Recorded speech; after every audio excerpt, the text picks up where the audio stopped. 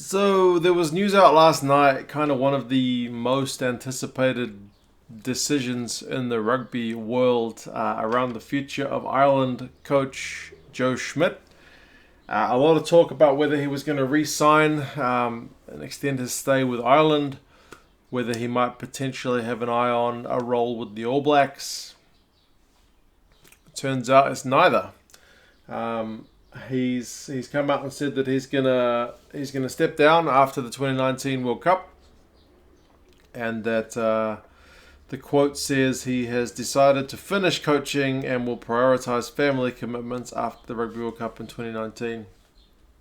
Um, yeah, I mean, fair play to him, honestly, because he's got things to deal with in his family, and that has to be priority. It makes sense from everything we know about Joe. He's something of a workaholic. He likes to analyze things and doesn't get a lot of sleep, and by his own admission, I think puts far too much time into his job, which is probably largely the reason he's so successful. Is he's able to focus that much attention on it. But I mean, he's got a family to take care of as well, and he probably wants to spend more time with them.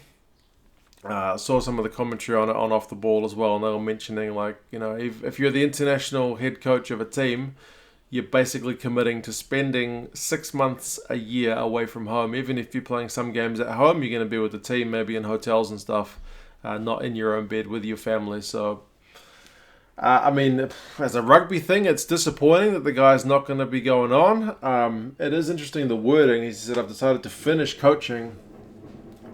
People are reading that a couple of different ways. There's a bin coming down my driveway. A couple of different ways in that some people are saying he's done, he's retiring from coaching, but I mean, he's still only in his 50s, so there's no reason he can't keep coaching if he wants to. Whether he just takes a break from coaching or whether this is really it. Maybe he steps into a more, I mean, after spending time with his family for a bit, maybe in a year or two, I don't know, just total speculation. Maybe he takes some kind of slightly more hands-off role, which allows him to spend more time at home. Like, I know Grant Fox, for one, he's one of the selectors with New Zealand Rugby. I'm pretty sure I've heard him say that he didn't want any kind of coaching role which was going to be a full-time job, basically. He wanted a role where he could put in his thoughts, have influence, but without kind of that burden of having to make it his full-time job. He wanted something of a normal life after that. So who knows, that might be the direction Joe Schmidt goes in. Obviously, as rugby fans, we would like to see him involved in the game in any way, shape or form, basically, because he's one of the great minds. But again, the fact that he wants to spend time with his family, who can blame him? He also said, "I feel rugby is in good hands. Irish rugby is in good hands. Management and players have been incredible to work with and have had tremendous support. Including when they travelled. Thank you to the IRFU for support, and thanks to people who have adopted my family and me, making me feel part of the community in Ireland." And again, from what I've read about him and heard about him, he really did seem to buy into the whole, I'm part of the community, I'm going to attend local events, and really made himself available, which is very cool. Top guy, basically. Sad to see him go, but as I said, he's still around for a wee while. Still got him for Six Nations and Rugby World Cup. And yeah, he's just going to go spend some time with his family. So, cool. Hope his time with his family proves kind of joyful, because, at the end of the day, it's probably the most important thing. Looking forward for Irish rugby, Andy Farrell is the next cab off the rank. He's been appointed. From what I read, it was to the top job until the following World Cup. So total commitment. He's not coached as head coach before, but he's stepping up into that role from his current role with Ireland. He's been there for a couple of years with Joe, so it makes a bit of sense that he's already pretty familiar. He's been around with England as well, so it's going to be a challenge for him to go to the top job.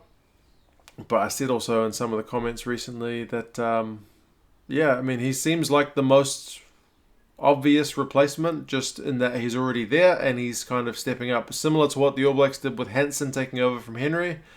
Farrell taking over from from Joe seems to be a wise thing. You get that continuity. And as they said on Off the Ball, like if any players, and you never know if it's going to happen, if any players have even kind of got that inkling of slacking off knowing that Joe is leaving, Andy Farrell's right there. So if you slack off, he's going to notice. So there's, in theory, there shouldn't be any case of any let up with Joe kind of leaving. It should just kind of be business as usual. So we'll hopefully get that. Obviously, time will tell to see how he goes. I mean, he said it's a privilege to be considered for such a prestigious role. He's learned a lot from Joe over the last few seasons, and he will continue to learn from him over the next year as the coaching group and players focus on competing in 2 huge tournaments in 2019. So, yeah, it seems like a sensible appointment. I hope he does well. I think Joe's got Ireland up from 8th into 2nd, and they've had a huge amount of success under Joe. So it is a difficult job to take over because it's going to be so hard to fill those shoes. I mean, just the pressure, the expectation that comes with the current position Ireland are at, especially if they win the World Cup. I mean, I'm just saying, putting that out there. They said it Off the Ball as well. If you go in and win the World Cup, to be the guy that follows that up is a tough job. But if they don't win the World Cup, then it gives them something kind of to aim for and step forward to. So, I mean, all just speculation, like I say. We'll see what happens. But I hope he does well. Haven't seen him speak as much as some of the other guys, but from what I've heard and read, he seems like a guy that commands a bit of respect and, definitely knows his stuff from his time with Ireland, and then we saw that on the British and Irish Lions tour as well.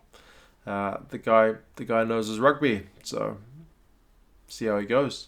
And just a quick word on the World Rugby Awards. I watched the latter half of that show live the other day. World Rugby sure does fill that award ceremony with a whole lot of filler content. It was quite the wait for the awards to be announced. Just a word on a few of them. I mean, I'll put my hand up and say I don't watch enough women's rugby to comment about those awards, which is that's my own lacking. Same with the sevens, to be fair. I watch very little sevens. I have my hands full kind of with men's 15. So that's on me. Try to watch more as time goes by. I definitely watched more women's than I did this year than I did last year. But it's still only kind of an incremental level. Men's awards, you had Ireland getting Team of the Year, which makes sense given the year they've had. Joe Schmidt getting Coach of the Year, again, makes sense given the year he's had. And Johnny Sexton getting Men's Player of the Year. And again, the guy won virtually everything this year, so it makes sense that he got the award. So it's all going Ireland's way. A couple of other ones, they had Angus Gardner getting Ref of the Year. I guess cool for a ref to get a bit of kudos. We always give them a lot of grief, so nice for him. Although he did seem, I don't know, a little bit embarrassed. Maybe that was just the way the host was interviewing him. Brody Retallick got Try of the Year, so there was one little glimmer there for the All Blacks because they didn't win nothing else. And the New Zealand media was a little bit tetchy about that, the fact that Ireland pretty much swept all the other stuff. So, but hey man, after that result recently, you can't really complain, can you? And Apiwa Dianti got the Breakout Player of the Year from the box. I mean, he's had a quiet year, to be fair. Not quite yet. He's had a quiet November. He's had a good year. He broke out like crazy playing for the Lions in Super Rugby, initially for the box. But yeah, his November's not been the best. So I guess they decided a little bit before those November games had finished. But still very cool looking young player who's definitely got loads of potential. So we'll see what happens with him going forward. We'll see what happens with Andy Farrell in the longer term. But for now, it's still business as usual. It's just kind of, it's just we all know what's happening now. And I guess that makes sense in terms of, the same with what Wales have done with Gatland and his succession plan. We all know the cards are all on the table. So hopefully everything just kind of keeps chugging along through the World Cup 2019. But yeah, what do you guys think of Joe leaving? Obviously, a lot of people will be pretty disappointed. But as I said, from my side, pretty understandable. I'm sure most people will be pretty understanding of his situation. How do you think Farrell will go when he takes over? And what did you guys think of the Rugby Awards? Did you watch them?